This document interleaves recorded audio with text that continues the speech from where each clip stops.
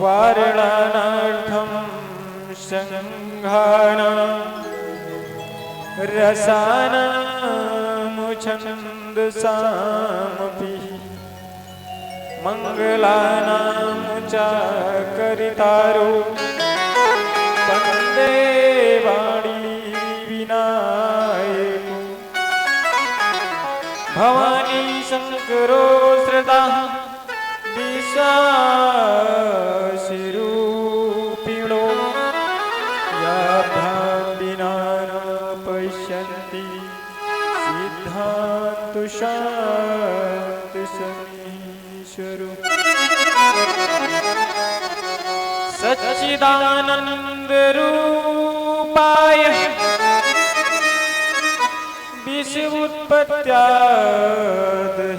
विश्वोत्पत्त्यादिहेतवे तापत्रयहि विनाशाय श्रीकृष्णाय वयं नमः। बंसी विभूषित करः नवनीरदाभ पीताम्बरः तरुणबिम्बफलाधरोष्ठम् पूर्णेन्द्र सुंदर मुखादरविन्द्रनेत्रात् श्रीकृष्णात् परं किममुपित अहं न जाने। जय जय जय राधारमण जय श्री नवल किशोर जय श्री माखन चोर प्रभु जय जय श्री माखन चोर।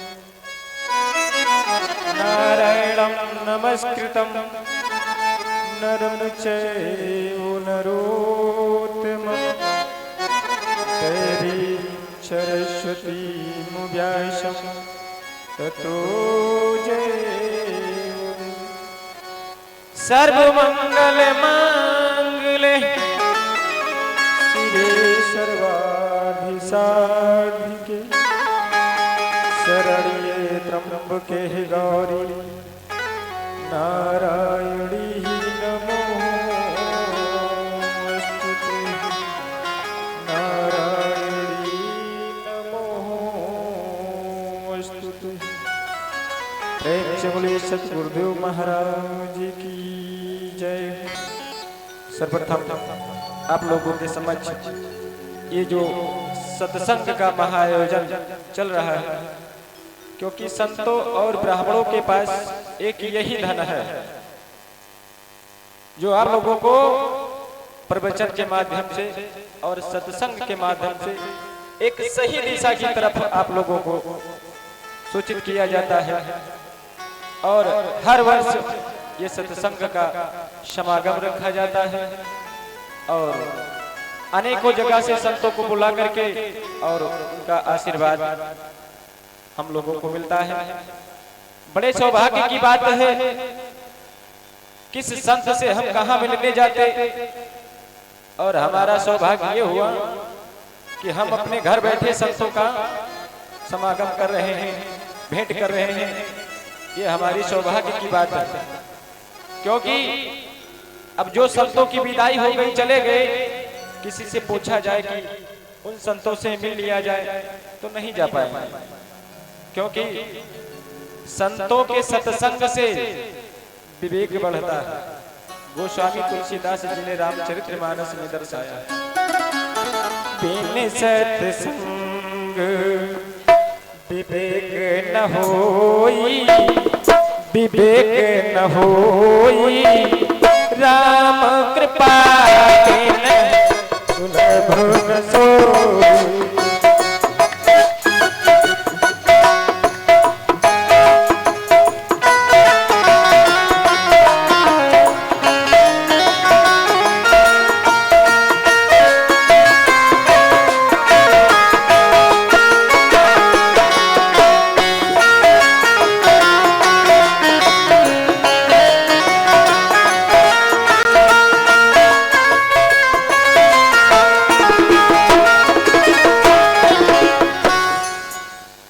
क्योंकि संतों का संग अगर जो हो जाता है, एक बिगड़ा हुआ इंसान अगर जो है वो सही रास्ता पकड़ लेता है। क्योंकि संगत बहुत तो बड़ी चीज है। संगत अगर जो अच्छी है तो इंसान का जीवन बदल देता है। इसीलिए संतों के समक्ष में संतों का आशीर्वाद लेना चाहिए। क्योंकि ब्राह्मण और संत गौ इनका तिरस्कार नहीं करना चाहिए, इनका अपमान नहीं करना चाहिए। बड़े बड़े महाराज महारथी राजा हुए हैं जिन्होंने संतों का अपमान करके देख लिया।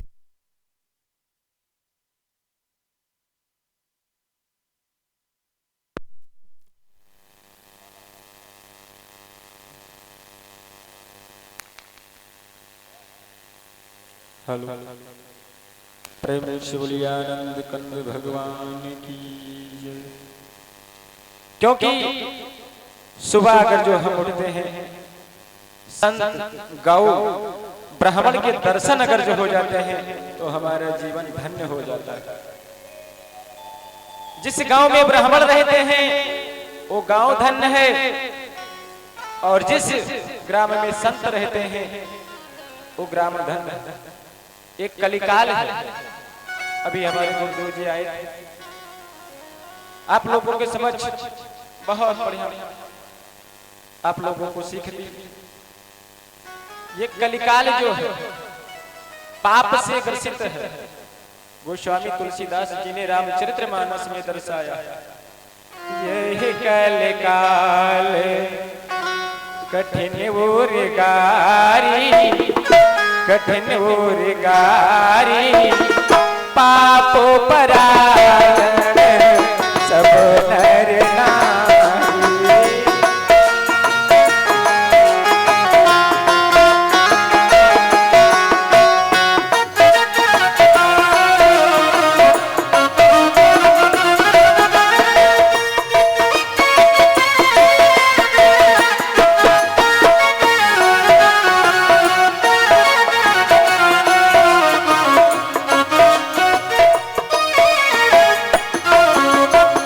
कलिकाल जो चल रहा है, कलयुग, कलयुग का एक अभी दशांश नहीं हुआ।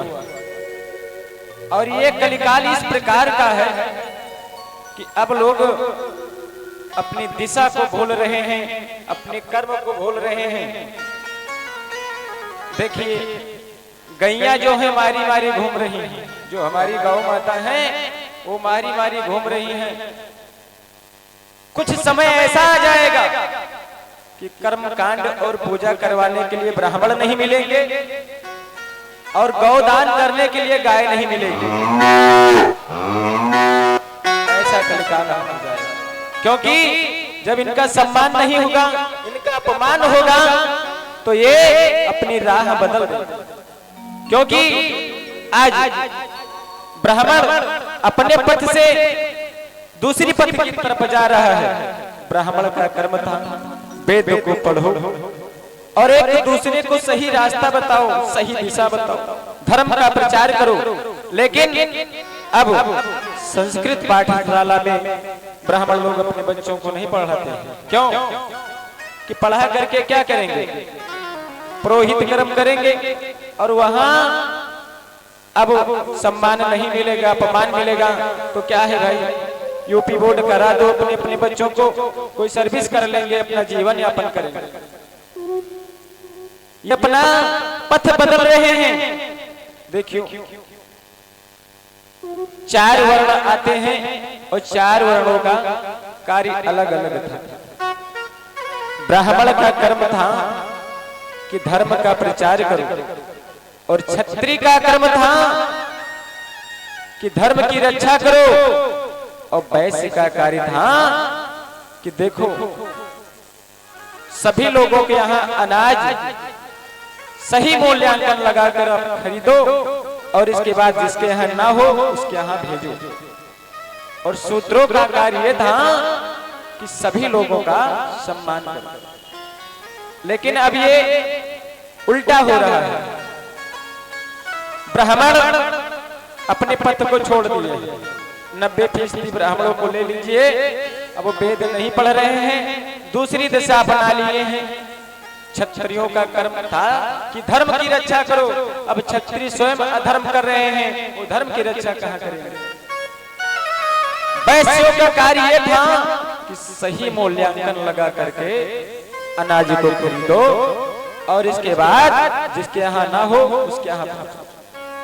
वैश्य लोग ये कर्म कर रहे हैं कि गरीबों को यहाँ जाते हैं, वो मजदूरी कर और 30 किलो 20 किलो बीघा के प्रति अपनी खून और पसीना जला करके अनाज को इकट्ठा किए, उनकी आवश्यकता कि हम 1 कुंटल बेच दें। तो वैश्यों का कार्य ये था कि 1 कुंटल के बजाय 90 किलो तौल लीजिए। वैश्य ये कर रहे हैं कि गरीबों का रक्त चूस करके अपना उदर पान कर रहे हैं, और शूद्र लोग क्या कर रहे हैं, वेदों का विखंडन। वो कहते हैं ये सनातन धर्म हमारा नहीं है, हमारा बौद्ध धर्म है, हम कबीरपंथी हैं, हम सत साहब को मानते हैं।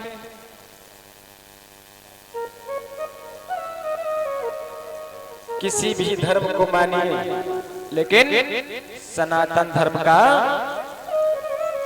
विखंडन न करें, क्योंकि हमारा एक ही धर्म था जिसका नाम है सनातन धर्म, और मुस्लिम का धर्म था इस्लाम धर्म। लेकिन आज सनातन धर्म को छोड़ रहे हैं, सनातन धर्म का विखंडन कर रहे हैं, तो शूद्र लोग वेदों का विखंडन कर रहे हैं। समय और युग के अनुसार जितनी चीजें हैं अपनी दिशा के विपरीत चल रही है। आज का समय युग ये है कि यहाँ पर प्रवचन हो रहा है, सत्संग हो रहा है, कितनी संख्या है, बहुत कम है, और इसके बाद लोगों को अब मनोरंजन वाली चीज अच्छी लगती है। अभी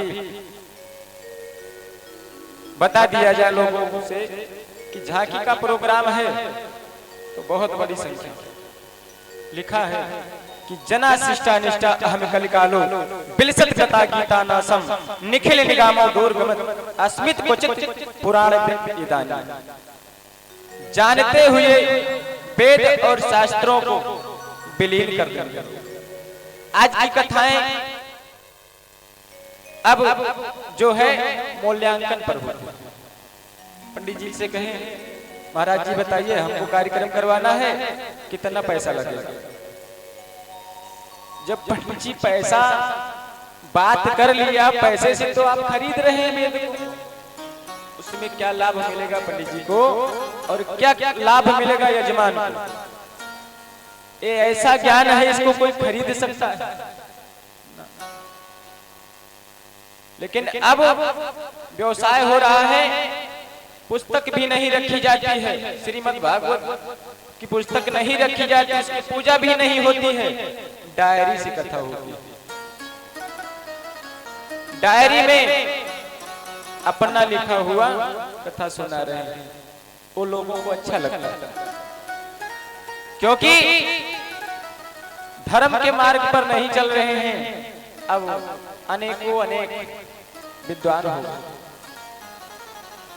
चलिए अपनी भाषा प्रकट करिए, लेकिन जो हमारे संतों ने दर्शाया है, गोस्वामी तुलसीदास जी ने जो दर्शाया है, सूरदास जी ने जो दर्शाया है, वेदव्यास जी ने जो दर्शाया है, उसको पढ़िए, उससे सीख लीजिए, तभी आप एक अच्छे बनेंगे। लेकिन ऐसा नहीं कर रहे हैं, जब वेदों को पढ़ेंगे नहीं तो उसका ज्ञान उनके अंदर नहीं होगा। आज कोई छोटी चीज जाने जाता है तो कहता है हम बहुत बड़े ज्ञानी हैं। नहीं, जो ज्ञान के सागर में डूब जाता है वो बोल नहीं पाता है। देखिए समुद्र की गहराई में जो डूब जाएगा वो कहां बोल पाएगा, जो डूब गया वो कहां बोलेगा। इसी प्रकार ज्ञान के सागर में जो डूब जाता है, कौन कौन चीज आपके सामने वो प्रकट करे। जो अधिक ज्ञानी होता है वो बोलता नहीं, और जो कम ज्ञानी होते हैं वो अधिक बोलते हैं। जो चिल्ला रहा है कि मैं डूब गया, वो डूबा नहीं है। अगर जो डूब जाता तो बोल नहीं पाता। जो ज्ञान के सागर में डूब जाता है वो बोल नहीं पाता। इसीलिए जब हम ज्ञान की पुस्तक को पढ़ेंगे तो उसमें डूब जाएंगे। कौन कौन चीज हम किसके सामने प्रकट करें। आज सभी लोग इस सत्संग में बैठे हुए हैं, भगवान की कथा हो रही है, और इस कथा में भगवान की प्रार्थना करते हुए और अपने हृदय में भगवान को बिठाते हुए जब हम आते हैं, देखिए कथा में आप पहुंच गए। अगर जो 2 मिनट आपका मन लग गया तो आपका कल्याण होगा। कथा में पहुंच गए, अगर जो आपका 2 मिनट लग गया कथा में तो जानिए आपका कल्याण होगा। संतों ने दर्शाया है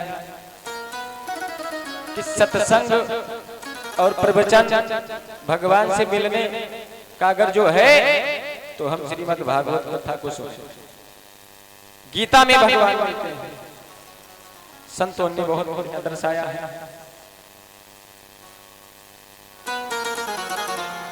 श्याम तुझे मिलने का सत्संग ही बहाना है, मोहन तुझे मिलने का।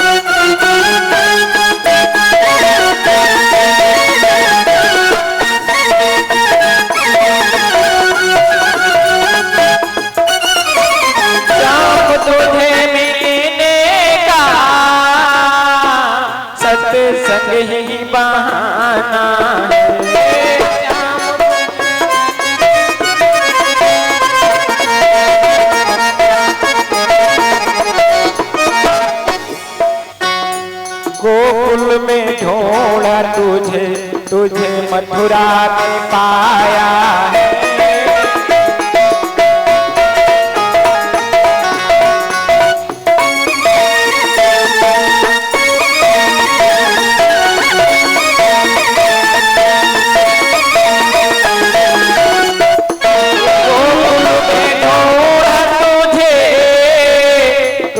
मथुरा में पाया है, वृंदावन की गलियों में, वृंदावन की गलियों में मोहन तेरा ठिकाना है।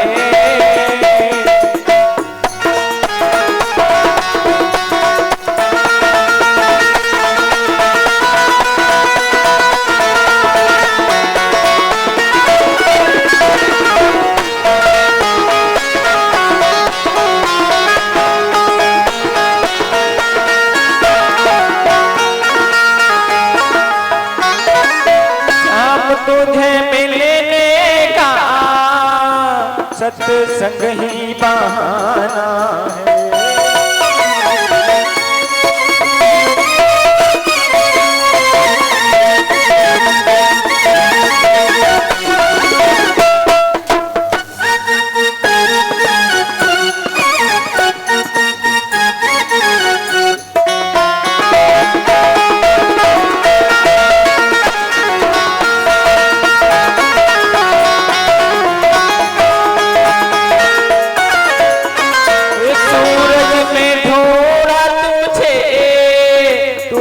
चंदा में पाया है सूरज,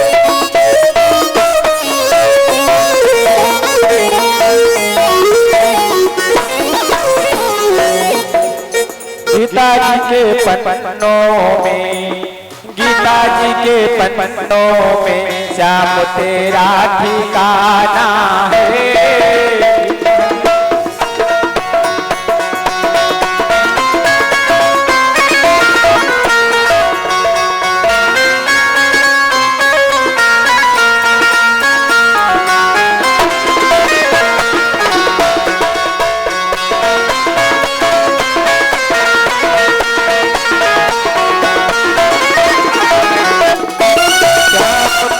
मिलने का सत्संग ही बहाना है।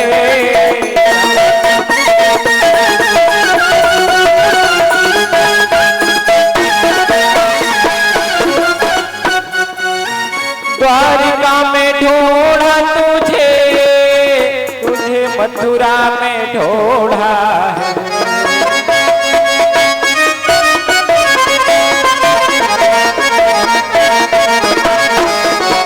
भक्तों के सीने में श्याम तेरा ठिकाना है।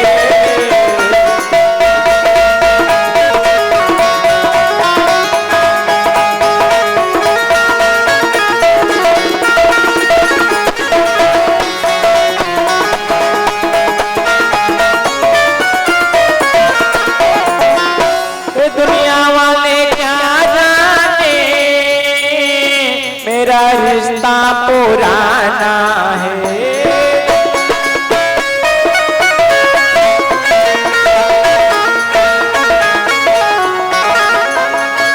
ये दुनिया वाले क्या जाने मेरा रिश्ता पुराना है।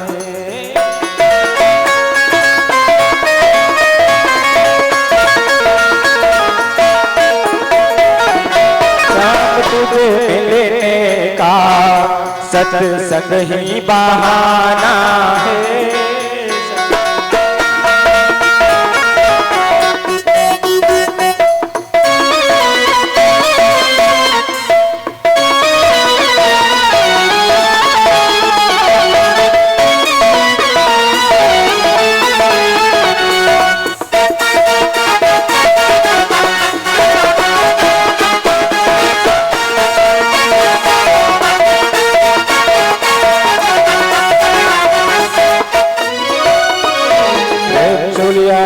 कंद भगवान, जब हम सत्संग में जाएंगे तभी भगवान मिलेंगे। भागवत कथा सुनने जाएंगे तो वहां पर भगवान की चर्चा होगी, और जब भगवान की चर्चा होगी तो हम उस रस में डूब जाएंगे। और अगर जो एक क्षण हमारा भगवान की कथा में डूब गया तो मानो मेरा कल्याण हो, क्योंकि सत्संग और हर कथा में जाने से अवश्य ही इंसान कुछ क्षणों के लिए भगवान की कथा में डूब सकता है, और जब भगवान की कथा में डूब जाएगा तो उसका कल्याण होगा। इसीलिए भागवत कथा हो या सत्संग हो तो वहां पर अवश्य करके पहुंचना चाहिए, क्योंकि एक कथा आई, लोग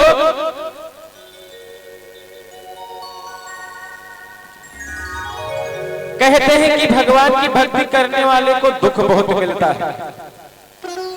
लोग कहते हैं कि जो लोग भगवान की भक्ति करते हैं उनको अधिक दुख मिलता है। बात ये नहीं, जैसे आपका मकान है और मकान में अधिक दिनों से कचरा जमा हुआ है और कोई झाड़ू नहीं लगाया, किसी ने उसमें झाड़ू नहीं लगाया और कचरा अधिक इकट्ठा है, और जब कोई सत्पुरुष आता है, संत महात्मा आता है और जब उसमें झाड़ू लगाने लगता है तो उसमें का जो कचरा है वो उड़ता है, उफाल मारता है, तो क्या होता है, वो कचरा झाड़ू लगाने वाले के ऊपर ही पड़ता है तो उसको कष्ट होता है। इसीलिए हमारे घरों में कभी भक्ति नहीं हुई है, हम कभी भक्ति नहीं किए हैं, और अगर जो हम भक्ति कर रहे हैं तो जो हमारा नेगेटिव नकारात्मक हमारे घरों में होगा या हमारे शरीर में होगा, तो जब बाहर होगा पाप तो शरीर को कष्ट होगा, घर में कष्ट होगा। इसीलिए लोग कहते हैं कि हम भक्ति करते हैं तो हमें बहुत बड़ा कष्ट होता है। बात ये नहीं है, बात ये है कि हम भक्ति कर रहे हैं तो हमारा कष्ट जा रहा है, तो कष्ट जाते समय दुख होता है। इसीलिए भक्ति करने वाले को दुख होता है। क्योंकि एक राजा साहब और एक मंत्री साहब, एक लड़का था राजा साहब का और एक लड़का था मंत्री साहब। राजा साहब के लड़के में और मंत्री साहब के लड़के में बहुत बड़ी मित्रता थी। दोनों साथ साथ में रहते थे, साथ साथ खाते थे, टहलने जाते थे। राजा साहब का लड़का जो था पैसा वाला था, तो उसका कार्य ये था कि जहां पर नाच होता था वो नाच देखने जाता था।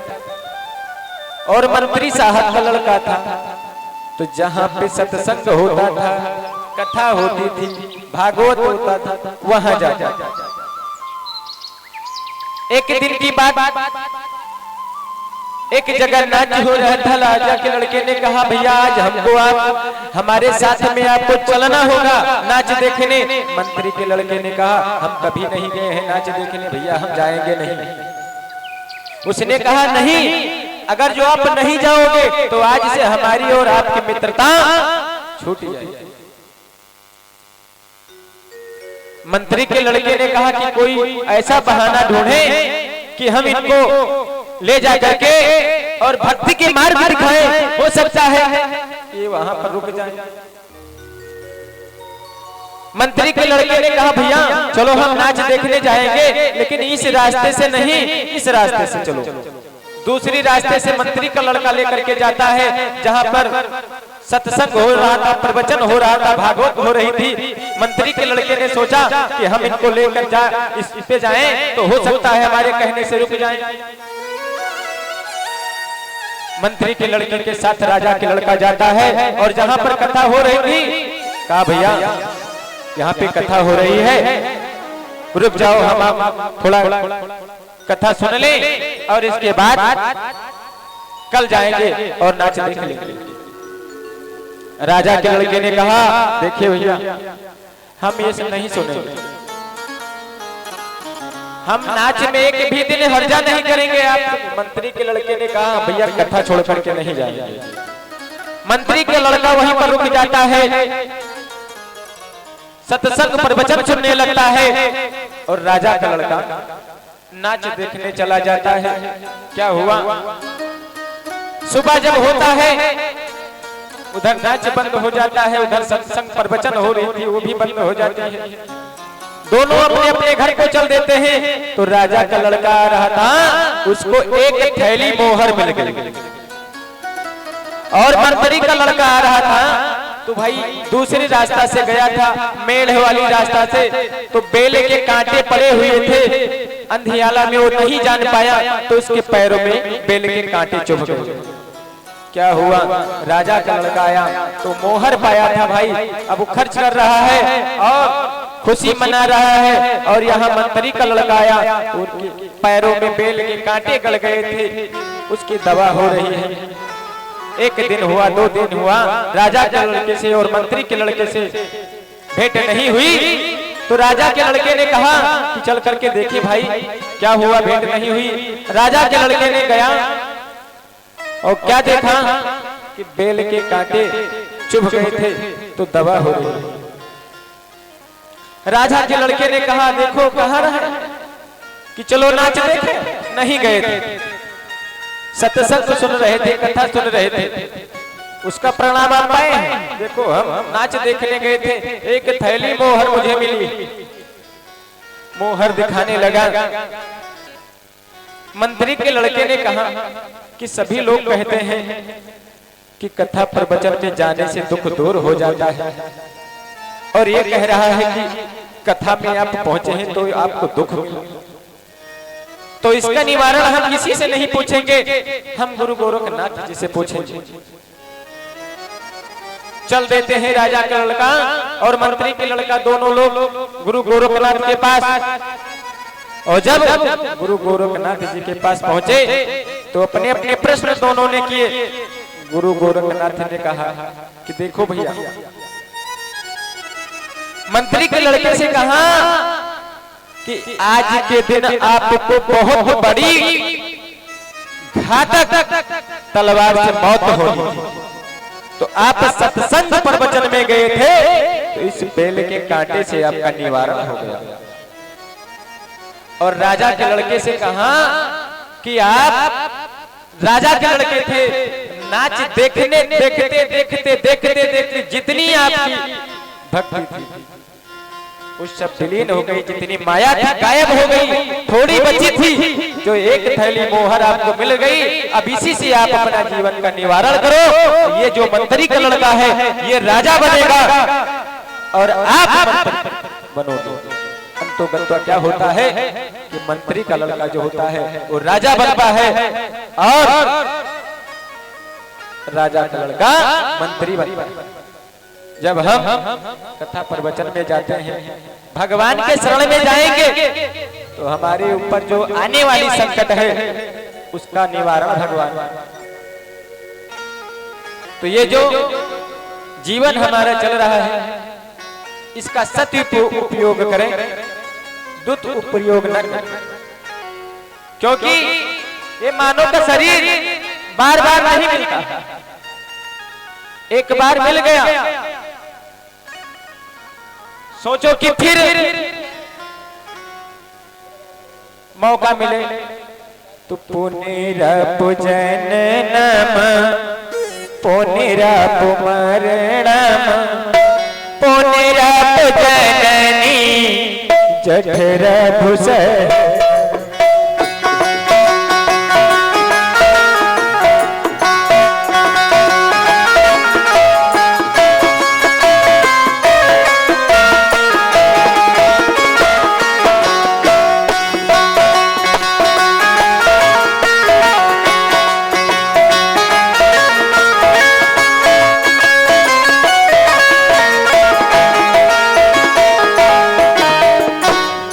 क्योंकि जीवों का तो यही कर्म है बार बार जन्म लेना और बार बार मरना।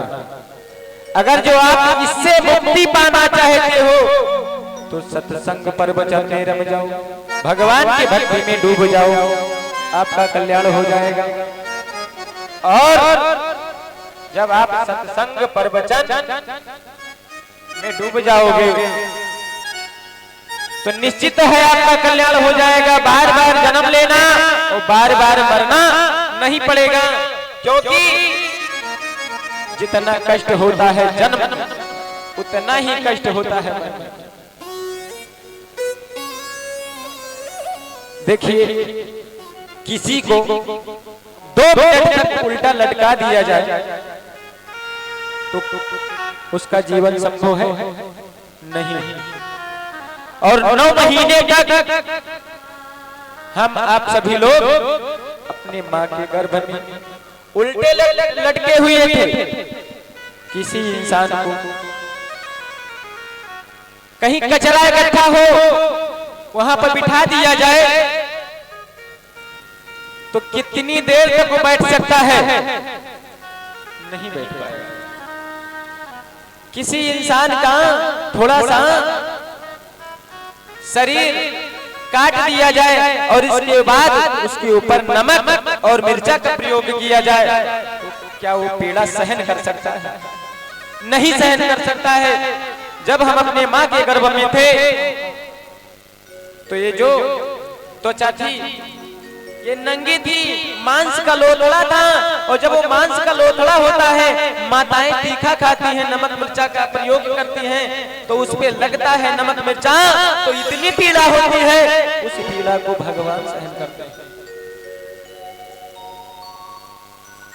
उस नरक से भगवान से जीव प्रार्थना करता है कि प्रभु इस नरक से मुझे मुक्ति दो, मैं आपकी भक्ति करूंगा। लेकिन जब भगवान उस नरक से मुक्त कर देते हैं, तो यहाँ पर आने के बाद माता पिता के मोह में, जाल में जीव फंस जाता है और ये नहीं जानता है कि हमारा उद्धार नरक से हुआ है। सोचो कि जिस नरक से हम आए हैं उस नरक में हमें दोबारा ना जाना पड़े, क्योंकि अब हमारे गुरुदेव जी ने बताया कि 84 लाख योनियां हैं, 83,09,999 में उत्तम योनि अगर जो है तो मानव की योनि है, क्योंकि रामचरितमानस में दर्शाया है कि सब मम प्रिय सब मम उपजाए, सब मम उपजाए, सब ते अधिक मनुज मोहि भाए।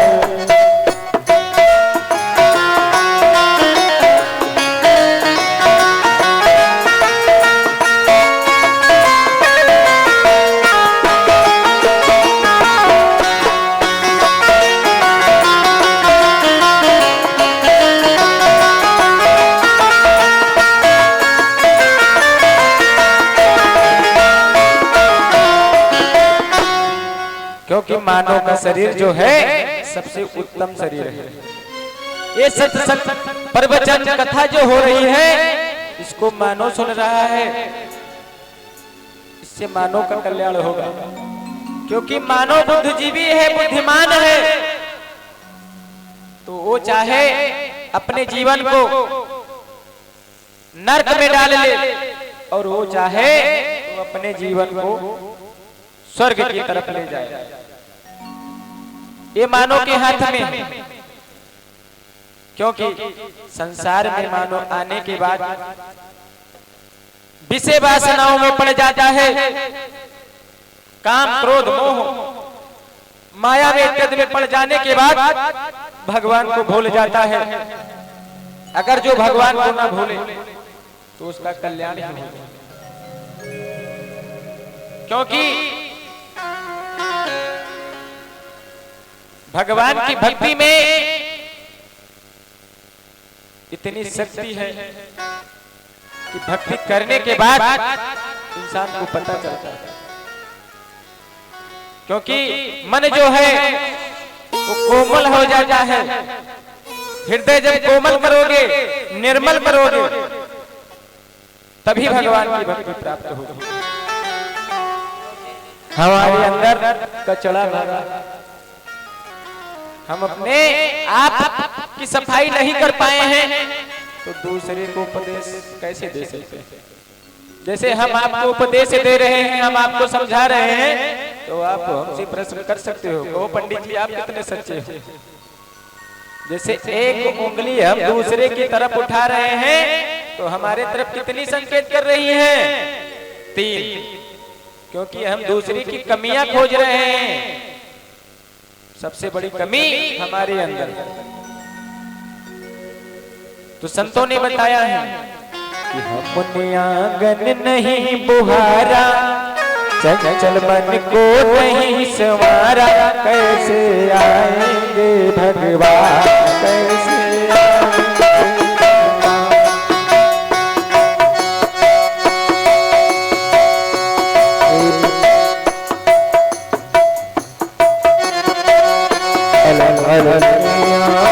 नहीं बुहारा, चंचल मन को नहीं संवारा, कैसे आए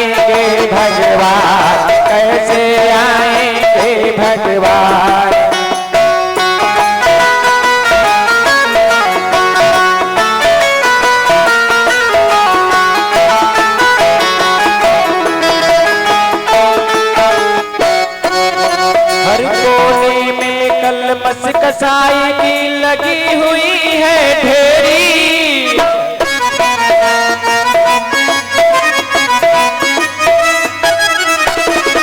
नहीं ज्ञान की किरण कहीं भी, नहीं ज्ञान की किरण कहीं भी, हर कोने अंधियारे, इस पे हमने नहीं विचारा, इस पे तुमने नहीं विचारा, कैसे आएंगे भगवान, कैसे आएंगे भगवान।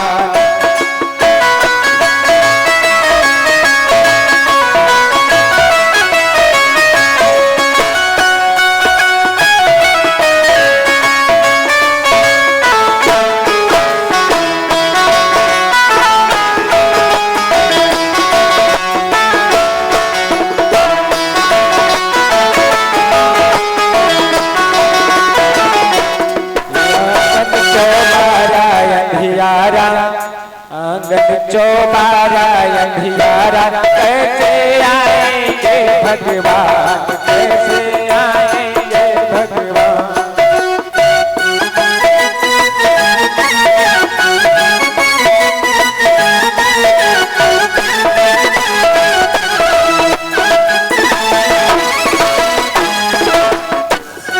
हृदय हमारा पिघल न पाया, किसी पंत भूले ने पाया नहीं सहारा, सूखी है करुणा की धारा, सूखी है करुणा की धारा, कैसे आएंगे भगवान, कैसे आएंगे।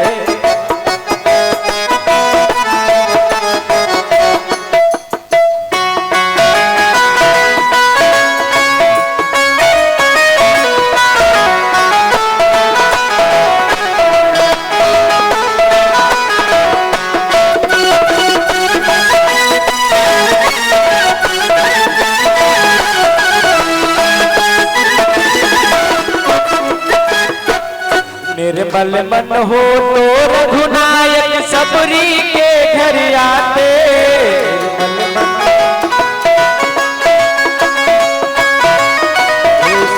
श्याम की बाह पकड़ कर, सूर श्याम की बाह पकड़ कर, साग विदुर घर खाए, इस पे हमने नहीं विचारा, इस पे तुमने नहीं विचारा,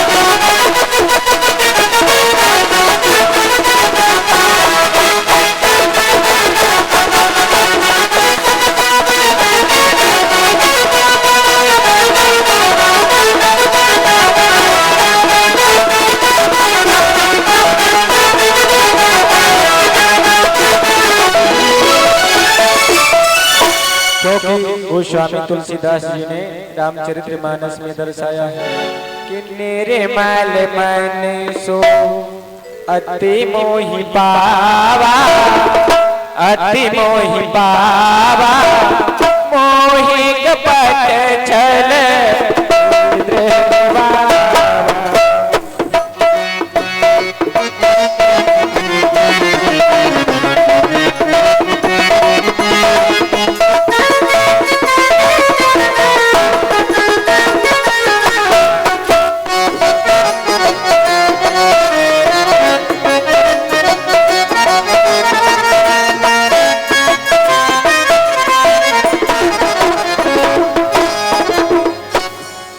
जिसका मन निर्मल होता है, छल कपट द्वेष भावनाएं नहीं रहती हैं, उसी के घर भगवान का वास होता है। हम पूजा करने गए हैं, हमारा मन पूरा घर में लगा है, जल चढ़ाने आए हैं और ध्यान लगा है कहीं दूसरे जगह, भगवान की पूजा नहीं हो रही। जितनी देर हम भगवान की पूजा करें उतनी देर हमारा मन भगवान के पूजन में होना चाहिए। ये मन जो है, मन को हमेशा निर्मल बनाना चाहिए, छल कपट द्वेष भावना नहीं रखनी चाहिए। क्योंकि आज लोग अपने दुख से नहीं परेशान हैं, दूसरे के सुख से परेशान। अरे भाई, जैसा वो कर्म कर रहा है वैसे आप भी कर्म करो, आप भी बड़े बन जाओ, लेकिन एक दूसरे को देख करके जलन लगे।